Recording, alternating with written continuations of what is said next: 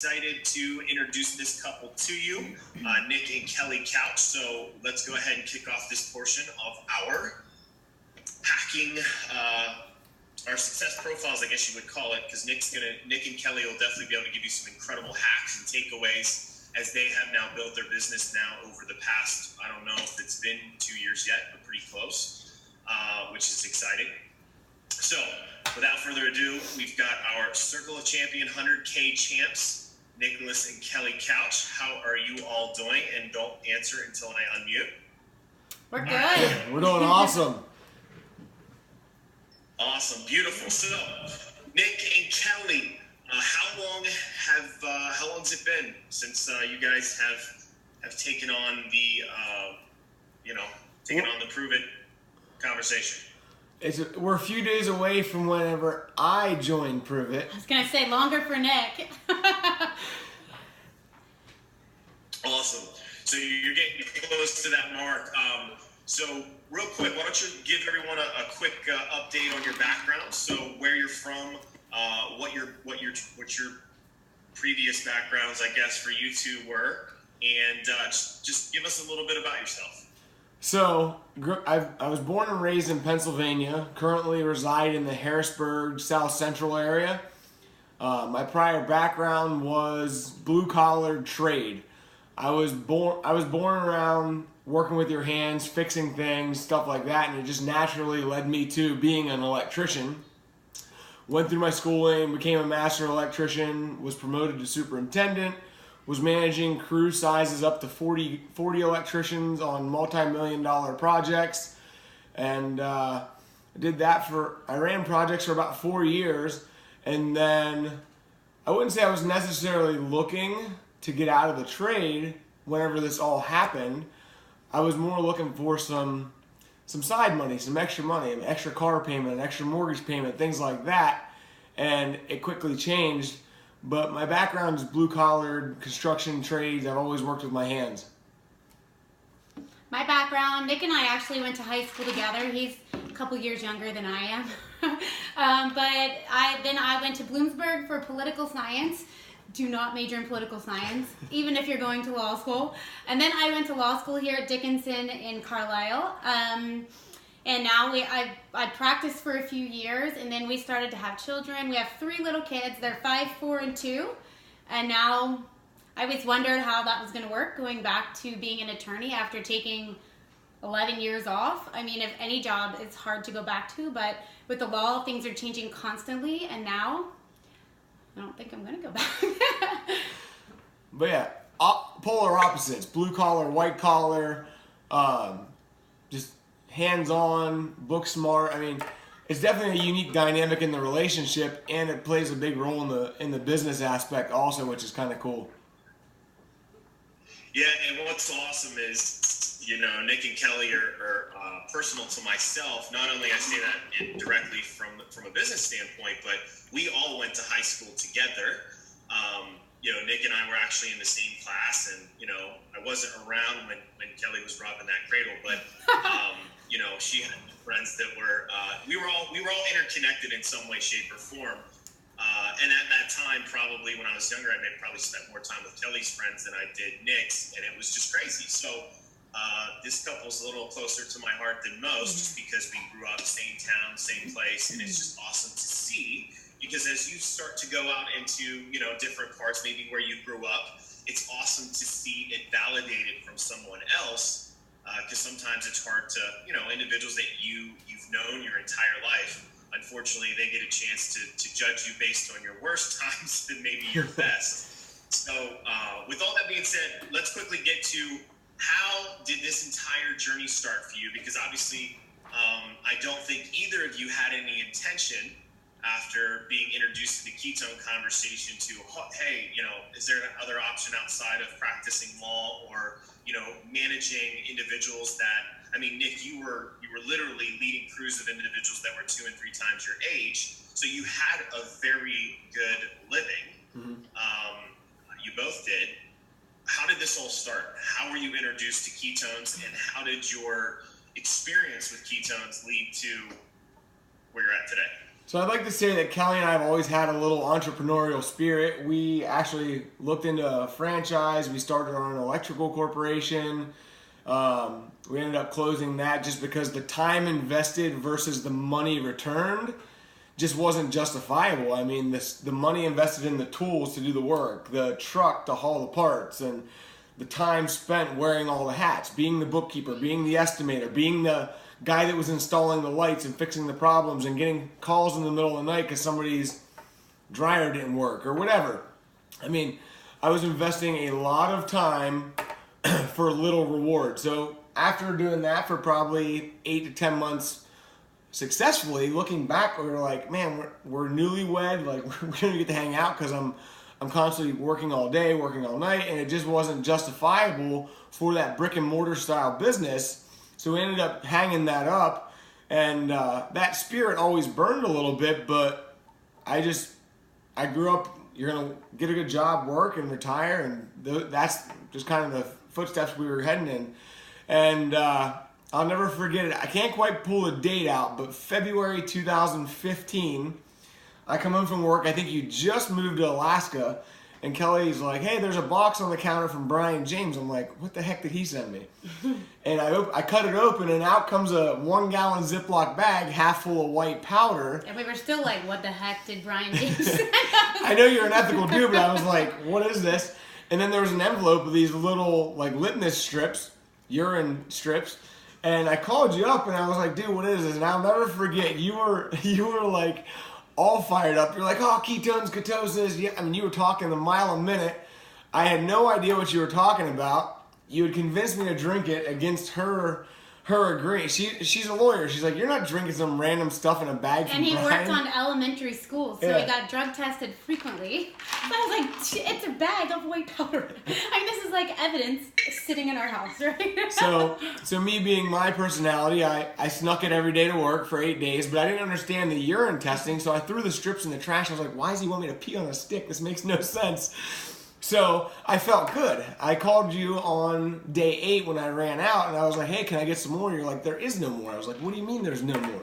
You're like, that was like our first little sample test run. I was like, well, dude, I'm not looking for any products. I'm not looking for anything. I'm good. Life's good. We're pregnant with our 3rd child. I was like, let me know if something changes down the road. So I just kind of sat back and was one of those Facebook stalkers. I watched your journey for 7 months till the company launched. And it was complete chaos. I mean, I remember you guys would sell out, and then there'd be these little flash sales. Once we sell this much, the website shut down, and people were going crazy. And I was watching all of this like, man, this is pretty interesting stuff. We just had our 3rd child in August. And then over that next 2-month period from September when the company started to November when we actually crawled into bed one night, I gained almost 30 pounds. Due to eating ice cream and a bunch of other stuff I wouldn't normally eat there towards the tail end of her pregnancy, I was just miserable. I was sitting on the steps in the morning to tie my work boots, and my gut was getting in the way. And I remember messaging you in bed one night. I was like, dude, I need to try this stuff. And you were like, all right, let's do it. And Kelly's like, we're not doing it. I was like, babe, just let me try. She's like, all right, you can try it, but just keep it at work. I don't want to see it. I don't want to talk about it. Whatever. So I was drinking the keto at work, and I jumped in with both feet like I always do. And it was kind of a slow go. But it took Kelly a little bit to get over the hump of even just consuming the product. And then it all changed from there. So, Kelly, what was it? And feel free if you have to throw me under the bus in order to get get it out of you here. The first thing, you were probably like, Nick, don't take that stuff. I've been at high school parties before. Just don't take it, okay? Don't take it. No. But in all seriousness, Kelly, why were you so against, and like I said, just whatever that is, why were you so against it? Like, why were you so dead set against any of it? I don't even know if you know what it was, but why? Well, we had tried so much. I mean, it wasn't even, I'll get to that, but I mean, we had tried so much, and when we didn't have kids, it was different. Like, you can go out, and you had to. We spent so much time doing our electrical company, and then the other company with you down in Philly, you literally get off work and drive down there, and fine, that was fine. But at this point, we had 3 little kids. We had, our third one was about to be born, and we had done another, I think it was MLM PTSD. I mean, you hear people talk about it. I personally was so burnt out from doing that and spending money head over heels. And it was like, when he brought up your name, I mean, I was like, I hate to say this, I love you, but I hate to say this. When he brought up your name, I would have like anxiety. So like moms, like when you have the kids in bed and you like go to like lay down and like take action or spend time with your husband, I would have anxiety for that time because Nick is a nag when he wants something, right? And I knew as soon as I laid down, he'd be like, so what do you want me to tell Bryon? I'm like, I just want you to stop talking about him. Like I think he's great, but like I was not ready. I didn't even know what the product was. But I just couldn't jump right back in. And then he started taking it, and he's like, I feel great. But you guys know Nick. He always feels great. So I wasn't super convinced. And then I was like the worst. I was like the worst spouse, the worst promoter. I gave him like 4 months. I remember saying that. Like, you have 4 months to make this profitable, and then it's done. And I don't want to talk about it. I want you to drink it at work. I was awful. I was like, I try to be super supportive, but I was not in this venture supportive one bit. And she's right. I find different ways to ask the same question till I get the answer that I want. And literally, like, every night we get in bed, I'd be like, so, like, I haven't responded to Bryon Jaymes yet. Or, like, hey, what about that stuff? Like, I just keep asking the same question till I get the answer that I want. And it's funny, but... Like, did you research ketosis? No. I was changing diapers all day. I did not research ketosis. Did you read that article? So... Nick, how was the next couple months for you doing it without, I mean, I guess kind of doing this thing from a distance, if you will, from Kelly? How did that period of time go? And then let's kind of get to the point where maybe that shift took place. Yeah, so she gave me a 4-month drop dead. Like, this thing needs to be making profit in 4 months or we're done. So we're quickly approaching the 4-month mark. And I'm like, oh shit, we haven't made any money. So Allie and Milton were having an event down in Fredericksburg, and then right after that they were having an event where Brian Underwood was coming to town and a bunch of other Circle of Champions and people were coming together. Wait, not only had we not made money, he gave away all of his product for free. Yeah. So we didn't make money and we had given We all lost of our money. Hold on, we talk all the time. We talk all the time about, the Go Challenge and how important it is to really make that a focus, especially getting momentum right out of the gate. Did you guys hit Go Pro? No. Did you hit Go MVP? No. Well, I'm the detail. I'm the detail person, and so Nick didn't even know about it. I wasn't in during that 4 months, and Nick didn't even. I don't think I was too busy. On the website. Yeah. I was too busy just sharing packs of keto to all my friends. I didn't even know what the Go Challenge was. I don't even think it was called that then. It wasn't an experience pack. It was called a share pack, and a lot's changed. But yeah. When we started bringing on promoters, we were like, they were asking all these questions, and we were like, we're just gonna have to learn together. I'm sorry, we're gonna learn, but we're gonna do it together. We made lots of mistakes, but also my nickname, as most of you know, Bryon calls me Massive Action Couch. From the day that first can arrived in November to February, I mean, I was working just as hard as I am now, just not as smart as I am now. And literally with 0 results. And like Kelly said, I was giving away 3, 4, 5 day experience packs, but we didn't call it that. I was just like, here, try it for a couple days, And it was exhausting because people weren't even drinking it. It's like, man, I gave you all that stuff. Could you just drink it and let me know what you think? And then we were approaching that 4-month mark. I knew I needed to get to the first event in Fredericksburg, and then I could talk my way into the second event because Kelly said you can go to 1. And so I knew just get to the first one, we'll figure out the second one. And then there was the first event in Las Vegas, which I wanted to get to also. And I knew I just needed to get to one, then I could figure out the next, and I could figure out the next, or I could nag.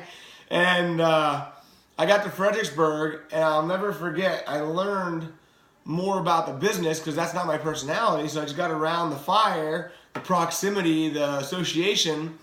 I got to meet a bunch of people that were having success. Came back and applied some of those things, and in February 2016, we had hit $100 in volume. I earned $20, and I'll never forget the day that $20 loaded into our account. I took a screenshot and I sent it to you. I was like, dude, I just made $20. You're like, great. If you can make $20, you can make 20 grand. And that was the end of the conversation.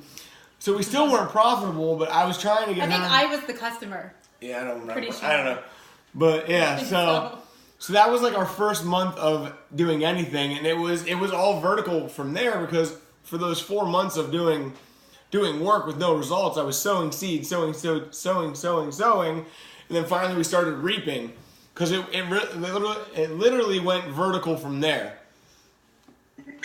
So Kelly, what was it? Because you had said before, I'm not doing anything, I'm not going into anything, I'm not, like just straight up I'm not. So what compelled you to go to that very first event, and maybe what happened at that first event that allowed you to go to the second? Or how did that, I guess, walk us through that? I went to the first by myself, then I talked her into coming to the second one. He's saying like San Diego.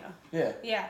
So after I had my third kid, that's when he started really drinking it, and like a lot of you are moms, like you don't feel good. I was overweight, and Nick was talking about this every single day, even though I told him not to. No, and I just wasn't myself. Like I had no energy. I thought I had no time. I was off. So I wanted to try it, but I didn't want Nick to know I was trying it, because then I knew he would try to like force me into the business, and I wasn't ready for that at all. I just wanted to like try it on my own, have my own experience. So I was ordering it off a third-party site, and then he found it. But I found was a pack in the trash can. I'm like, where'd this come from? She's like, ugh. So not only was I like the worst wife and worst promoter or person, I was drinking this. So I didn't reach out for help. I was like nauseated and sweaty, and I had a headache, and I was like, it was bad. But I was like, well, I got to keep drinking. I bought all this, So then it turned around. Obviously, I started feeling really great. So then Nick found it, and then we were like, hey, so he brings up these things. So they're called Spark 2 San Diego, right? Like, I went to law school. I think I'm pretty smart, right? Spark 2 means it's leading into, right? I get that. So I was like, you get one event. So we went down with Matt Comfort, and they had a great time. They're both social people. So I was like, okay, it's in Virginia. I can bring the kids. So we went down there, and they were just wonderful. I mean, Nick is super raw. Like, that stuff gets him pumped. He loves all of that. So I'm like, all right, I'll sit through this for like one time and make him happy. But we got down there, and they were just so amazing and welcoming. And it was like the experience that I had, everyone was having, and they didn't even get mad. So we were so new. We had no clue. Like, the only probably keto dish we had made was this heavy breakfast casserole. It was literally heavy, and I was like, we're dying. Like, I don't even know what we're eating. This is gonna kill us. But Nick would eat it every day, and so we made these like fat bombs. I'm just telling you how nice they were. We were like, cookies, like peanut butter cookies. When you roll them, they stay in a ball. These fat bombs, they literally got so sticky. Melting. And like Bryon Underwood was there, and Tony Freeman. Everyone's walking around with our fat bombs, like licking it. I was so mortified. I was like, I can't. But they were so nice, and they were like, they're so good. And I was like, oh, get me out of here, right? But anyhow, we heard Bryon Underwood talk, and he just, like, I remember the one thing he said. We always laugh about this, but he was like, saying, and at that point I was home with the kids, and you get in your mind, like, I was an attorney and I accomplished all this stuff, but you're home with the kids, and I was made for that. I was made to be a mom. I know that I always wanted that, but it's like, am I never going to practice law again? Like, for me personally, it was like, what am I going to do now? Like, what do I do for me now, And we got there, and he was talking about how people are so afraid to step out of their box, and that was me. I'm here like, he's talking like at me. We're in the front row. Nick sits front and center. I'm like, so awkward. And then he was like, don't think of it as stepping out of your box. Think of it as stepping into your light. And I was like, that's me. I'm stepping into my light. And then from there, just hearing everyone talk, and they invited us back. I mean, they were so nice. In our other company, like, people were so. It wasn't that way. It wasn't super helpful, and they just welcomed us in and said whatever we needed. They weren't earning a dime off of us, but they were just the sweetest people. And so then came time for San Diego, Spark 2 San Diego. And Nick's like, we gotta go. I mean, he thought because I smiled once, that means I'm going to San Diego, right? So we like had no money. We made $20 and it was mine. So I paid for the $20. They just gave me $20 off, right? So it was like $2,500, I think, for our flights out there. Flights, tickets, and everything. Then on the way out, our credit card got stolen in the airport. And so we landed and the credit card's calling. They were like, someone processed $1,800 in 30 seconds. So this card shut down. So the card we were going to use there shut down. I'm like, wow, welcome to San Diego. We're moving here clearly because we can't afford to get back. So then we get there and we're in and it was amazing. I mean, the people that like, they were in Virginia, the whole community was just like that. And it was really I mean, as against it as I was, it wasn't rah-rah at all. It was a lot of personal development. It was just what I needed to confirm, like, okay, Nick can either grow on his own or we can grow together and do this together. And so I remember I messaged Bryon Underwood after it was over, like, I'm gonna get emotional, but like, thank you for this. I needed this. I was so against it, but it was good. It was what I needed. And then at the end, well, right before the end, before I had come over my shock from this, but that's when they put up these experience packs. So we're out all this money, our credit card gets stolen. Nick's like, Nick, like, who's buying experience pack? I'm like, with what, right? And so he's like, let me ask Bryon what he thinks. I'm like, of course Bryan's gonna say to buy it, right?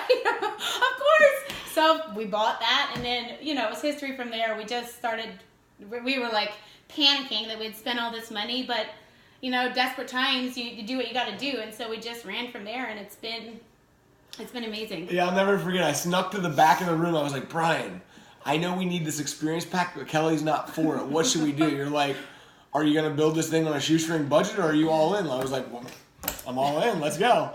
So, but that really forced us to master the 5-day. What happened in that period of time? Because obviously you were taking massive action. You really had no transferable skills coming into this. Nick, it was just basically you all by yourself. Kelly had just started taking the product. She came to her very first event. Coming out of that event, she was hesitant to invest, to go to the whole way across the country, right?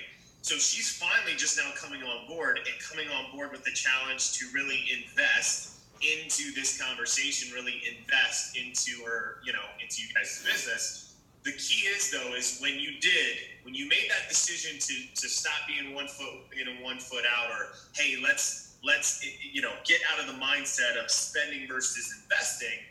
What happened to that? Number one, what happened to that experience pack before you landed back in Pennsylvania from your flight from San Diego? And then what proceeded to happen? And what was it the next 30 days?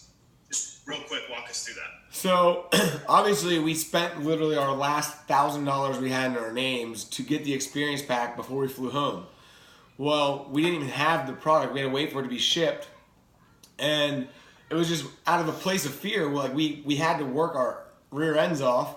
So we flew on 2 separate planes home, and we both had Wi-Fi. So literally it became a competition who can move more 5-day experiences. And we kind of started tailoring the wording, and we kind of created our own little way of doing it. But literally, like, I would get somebody like, yeah, I'll try a 5-day. And I'd message Kelly a screenshot, and she'd get one and she'd screenshot me. And we were just going back and forth competitively the whole flight back to Baltimore, Maryland.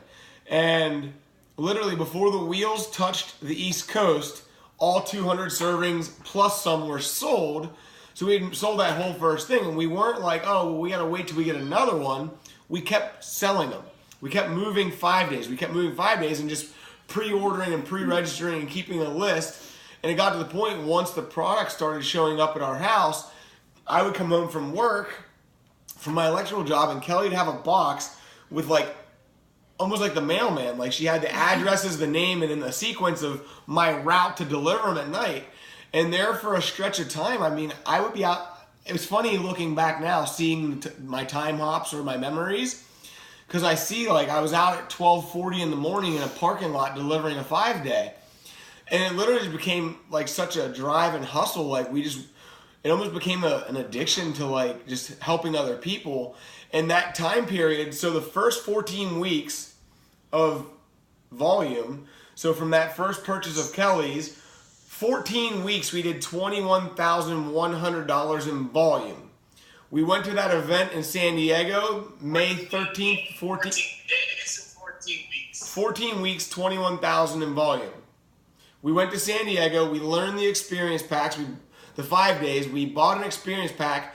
Over the next 6 weeks, we did a separate 55,000 in volume, which took us rank 6 in June of 2016. So literally, we came back from that event in 40 days. We went rank 6.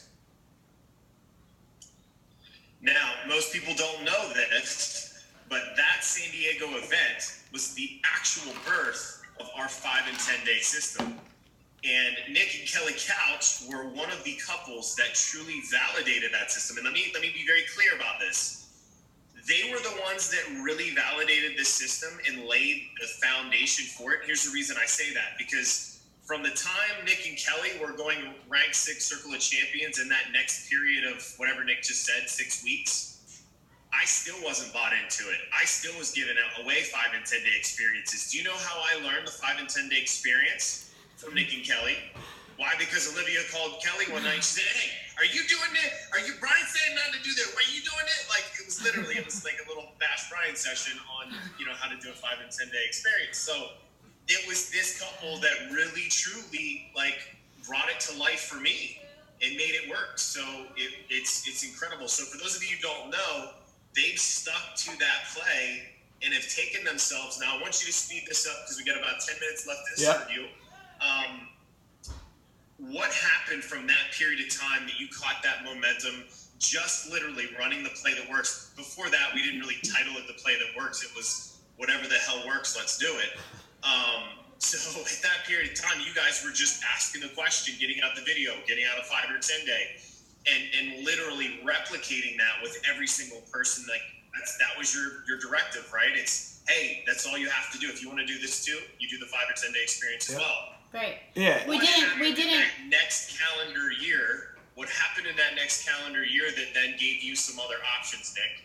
Because I think that it was the end of that year that you made some pretty big life decisions. Yes. Yeah. So in June, we had our first month of Circle of Champions, and it was literally month after month after month. It was a steady climb to 7. And then we had a setback in our personal life. I had a traumatic brain injury in September of 2016, 15 months ago. I had suffered a traumatic brain injury, and I was hospitalized. I was in surgical intensive care. So that was the first month of our vertical climb that we had set back just because we weren't involved with our team and we weren't there building. And then literally as soon as I could get my fingers on my phone, we were back in action mode. And the next month it just popped. And then we just kept at keeping it simple, and it's cool looking back now because we all... Nick, real quick, Kelly, was that period of time, was that a scary time for you and your family? Yeah. Really scary. I mean, it was scary for him, but it was also scary, so this is Nick, right? He had his disability for him to turn in at work, but he didn't. So we were without pay during that time too from his job, and that was our income. Pruvit, but yeah, super scary. If we wouldn't have built the prior months prior to that head injury, literally we probably would have lost our house and our car. I mean, without having a paycheck for those 6 weeks that I was out for being injured, I didn't get a paycheck. I mean, I was salary when it benefited the company, but when it was my turn for them to take one for the team, sorry, you're not getting paid for 6 weeks. So if it wouldn't have been for that income from Pruvit. If the same situation would have happened at your job that you were working at, and you didn't have Pruvit in place, would it have played out differently in terms of what was, Absolutely available to you to help? Absolutely, yeah. Yeah, if it wasn't for the income that we had generated and had coming in, we would have been screwed. We would have been up shit creek without a paddle. And I think going through that, looking back, I would never say I would want it to happen again. Surely not, but I think it was God's way of saying, I got you. If I could trust him through that, Nick's job, quitting his job seemed less important. It didn't seem before it was this holy cow, you want to quit your job, and then it was well, we did it before, it's okay. And then I remember, like, our team always jokes that, like, when you join Pruvit and earn some income, it starts to make you hate your fake job. That's what we call them. And so, like, I remember Nick coming home then once he restarted, and he went from running these millions of dollar projects to, like, literally checking light switches. And he would be like, I can't text, my boss keeps coming around the corner. And he wasn't used to that, you know? And so they sent him home to do his mileage logs one day, and I remember him walking out, and I'm like, I'm a planner. Like, if you don't know that by now, I plan everything. And so he comes home, and he's like, I can't go back. I'm like, well, you're not quitting today. And he walked out the front door, and he turned around, and he was like, I'm a ticking time bomb. And I was like, not today. Not today. But then December 29th. Yeah, December 29th, I walked in, and actually 2 weeks prior to December 29th, I put my 2-week notice in. And at the company I worked at, I mean, don't get me wrong, I was making $50 an hour as a master electrician. Like, I had a really, really good salary. And people just don't quit that company because that's what all the electricians make, $48 an hour. So people don't just quit that company. So whenever I put my 2 weeks notice in, they were like, what are you doing? I was like, and I remember we called you to coach through it. I was working part-time at the job I had before law school because they let me work here. So I was making pennies, but it felt like I was doing something just to contribute. And we called to see if he should quit. And I was like, well, I'm not quitting yet. We need a little bit of steady income here, steady income. And you were like, well, I think you should just both quit. Imagine if you put that time. I'm like, I'm sorry. Say that again. I think I might have heard you wrong. But yeah, we're coming up on the 1 year mark of being without a job and full-time Pruvit. That's so cool. And why don't you walk us through how did that last day at your job go? It was a pretty eventful day. Yes. Kind of give us a little bit of the feelings around it. Now, I want to preface this by saying that, you know, Nick is somebody that since day one has been probably the most teachable and coachable person that I've ever worked with. I mean, incredible. And it wasn't just, you know, one random day that we hadn't been working together or we're like, hey, you know, Nick should maybe move into Pruvit full time. It was his work ethic. It was his consistency. It was, they were team supported. At that point, they had an incredible group dynamic. Everything was in place. And what he was doing was actually retracting or taking away from his energy. It was taking away from his attitude. It was taking away from the things that he needed to be able to give to other people. And it was being drained from him each and every day. So a little bit premature in terms of the planning that we would have otherwise had, but it was the best decision, I think, personally. You know, I feel great about my decision of giving you the advice that I did. Yeah. But I think you guys and what you've been able to do with your family and your kids and everything, it's been a pretty cool decision too, considering. Yeah, I'll never forget the month of December, like coming up to that day where I drove to Dillsburg to the office to put my notice in. I sat in the Sheetz parking lot, the gas station next door to my office, and I was on the phone with you, and then I was on the phone with Bryon Underwood. So I didn't just make this decision on my own, because you're right, I did pull the trigger a little premature based off of my income at my job versus my income at Pruvit and that transition. But you're right, I would go to work positive, supercharged, happy, fired up, listening to motivation stuff, audiobooks, and then I would come home from work just freaking miserable because I was hanging around just a bunch of negative guys at work, and it was just draining. And the hours I worked and my bosses, like there was just, they didn't care. Like I needed to get out, and it wasn't an easy decision, and I definitely didn't make it on my own. And looking back, yeah, it was all a good move, because you definitely had a different dynamic than Bryon Underwood did. But Bryon Underwood said that if Bryon Jaymes is telling you that, I trust Bryon James's decision. And you had said if Kelly supports the decision, whether you guys are living in a cardboard box 2 months from now, she had your back. Like it'll all work out. So there were days in the a lot of phone calls, a lot of text messages. It's not like we just woke up one day like let's quit my 6-figure job tomorrow. Like I mean it was definitely something we coached with you on. So for sure. And Kelly, real quick, you know, what has really changed that's giving you your personal power, or realized how powerful you and Nick truly are together, that's really allowed you to release that you know, that security or that lack of trust, or those, you know what I mean, those things that were always holding you back? Because the shift that I've seen is now literally, I can tell everyone on here, I think that now Nick is actually more conservative in his decision making than Kelly. Like, Kelly's now gone from being the super conservative one to now the, hey, something's happening, go do it. Hey, Nick says, hey, should we do this? Kelly's like, no, do 2, or do it twice, or do whatever. Or, you know, it's tickets to a new event. Hey, if we want new people there, we're going to have to invest to make sure that they get there, or whatever. Kelly, what made that shift for you? And do you guys realize now that by trusting and having that faith, no matter what happens tomorrow, you know, if we woke up and God forbid something happened and we didn't have this available to us, do you know that you now have the personal power to do absolutely anything in life?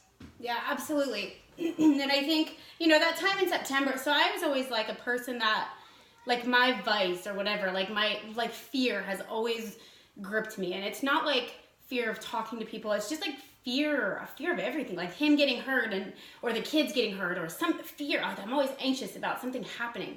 And like, then it happened, right? So like, I manifested the wrong way, right? And I remember reaching out to you during that time, like, it was, you know, thoughts of like, if I had to do this on my own, could I do it? Like, and even at that point, like, we had success, but it was like, whoa, you know. And I remember reaching out to you, and you were like, faith and fear can't exist in your body at the same time. Choose faith. And so, you know, like that one from Bryon Underwood, like, you know, things stick with me. And like, when it hits me, it's like, okay, like, we've got this. God's got us no matter what. And so now it's like, I mean, I'm not going to say like it's not sometimes, you know, if you're a financial person, like I run the bank, you know, I do the banking for us. So it's not, yeah, of course it's scary to do that, but if you can't invest in something that you believe in, what are you doing, you know? And so just having that faith and believe it, you know, like, we can do it. That's what we talk about all the time. Even if this ends, like, we got it. Yeah, it's pretty cool to watch too, because I went from being the nagger to like, I come home from like running around to meetings, and Kelly's like, hey, there's an event in Dallas. I already bought you tickets. Your flight's booked. Your hotel's booked. I'm like, where'd this come from? And the first couple of times that happened, I was like, really? It was kind of exciting to see and watch, yeah. So let's wrap up on this. Would both of you be awesome enough to share what's your favorite part? Like, truly, like, what's your favorite part about all this? What's your favorite part about Pruvit in this community? And what are maybe a few hacks, a few tips that you could give those that are tuning in that would, you know, no matter where they're at in their journey, maybe what's some tips or some insights that you could give them to really help them move themselves forward, or maybe break through some resistance that they feel they have? My favorite part about our company is the people. Like, if you're not getting in here every day at noon, you're crazy, because you need something that's going to take you back to that event. Like, at that event, I was all in. You know, I knew it. I felt it in my heart. I knew it. And you need something that's going to take you back to that feeling. And so, like, you guys bought me for my birthday a really cool, like, I am statement bracelet. And so when I'm feeling down, I'll put that on. Like, I'm powerful, and I know that. I need to remember that, you know? And so the cool thing for me is that this community is so supportive, and you can anchor back to that. That event's not like, oh, I spent so much money and it was a rah-rah session. That event, it's like power. It's power inside of you. And I think that's the best thing. The product, I mean, you forget about how awesome the product is sometimes, because our company's so awesome, you know? But I mean, the product, helping my family, helping my kids, you know, like, changing their perspective on the world. You know, they always say, like, the next generation, oh, they're this and that and this and that. We feel like we're changing that, right? Like, our kids aren't going to grow up, like, being like, oh, they didn't do anything. Hayden wants to quit kindergarten after kindergarten and start her own salon and sell ketones. So that's exciting to hear that power in her. You know, she does I am statements. She does gratitude. And so that's been amazing for us to even learn ways to build them up so that they believe in themselves, you know? And so that's been amazing for us. And tidbits, like, you have to break through that fear. I mean, coming from someone who it gripped for so long, when you break through that, it's so freeing. Like, get through it. Whatever you have to do, get through it. Yeah, and it's totally a different dynamic for me. Like, I mean, similar, like, the people. Like, I can see some faces on the screen. Like, we have no connection through the business, but, like, they're some of my best friends. Like, I know I could call on them for anything, and they would be there in a heartbeat. Like, the value of what Pruvit invests in us at these events, and I just love the community. The community, I mean, Fortune 500 companies would pay millions and millions of dollars to have what we have, and it's just happened organically. So from a standpoint of the company, like I love the community. I love getting to events. There's only 2 events that I've missed. One because I was in the hospital, and one because it was bad timing, and I coached with you on that. And then we look back and we're like, that was a dumb decision. But hey, it happens, and I haven't missed an event since. I'm looking forward to meeting all the new faces, and this thing's grown so fast. But the biggest thing for me is just learning that I'm capable of so much more. I grew up in a family household where I was never good enough, or like just different things like that. And like, I'm a freaking monster. And just because I don't have some fancy college education doesn't mean that I can't go out there and smoke the smartest person in the room. I can tell you what, I can outwork just about anybody. But yeah, there's just been so much growth from a personal standpoint, and I like to joke around if a guy with 2 brain injuries and a high school and no high school diploma, I dropped out actually. Bryon and I were in the same class. He graduated, I didn't. Not trying to de-edify myself. It's just I went through some struggles my senior year, and it just didn't happen. But it doesn't change who I am. I mean, if anything, it makes me work harder. But if I can do it, anybody can do it. And there's just so much. I mean, every day I'm becoming better, stronger, faster, and there's just so much. I mean, we could talk for another 2 hours. Awesome. Well, thank you all so much. Let's show Nick and Kelly some love, whether it be in the comments or just giving them a wave or a thumbs up. Incredible. Thank you so much for taking the time to share your journey, just a piece of your journey with us. I know there's so much more that you guys could have said or could have offered, but we greatly appreciate it. You all are rock stars and amazing, and the community really truly looks up to you.